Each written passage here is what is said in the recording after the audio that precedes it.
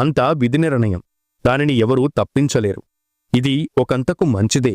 ఇక నుండి నేను చిలుక పలకలతో స్వామివారిని కీర్తిస్తూ ఈ ఆలయంలోనే తిరుగుతూ ఉంటానని చెబుతాడు.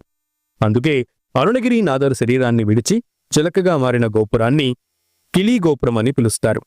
కిలి అనగా తమిళంలో చిలుక అని అర్థం. ప్రస్తుతం కూడా ఆ గోపురం పైన చిలుక బొమ్మను చూడవచ్చు.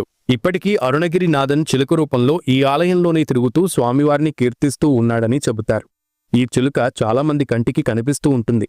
ఆ రోజు అరుణగిరినాథన్ ప్రార్థన ఫలితంగా స్తంభం నుండి ఉద్భవించిన సుబ్రహ్మణ్యేశ్వర స్వామి వచ్చిన ప్రదేశంలోనే ఇప్పుడు స్తంభోద్భవ సుబ్రహ్మణ్యేశ్వర స్వామి ఆలయం ఉంది. అరుణాచలం పేరు వినగానే వెంటనే గుర్తుకు వచ్చేది గిరి ప్రదక్షిణ. ఈ అరుణాచల పర్వతం చుట్టూ ప్రదక్షిణ చేస్తే సాక్షాత్తు ఆ పరమేశ్వరుని చుట్టూ ప్రదక్షిణ చేసినట్టే అని పురాణాలు చెబుతున్నాయి.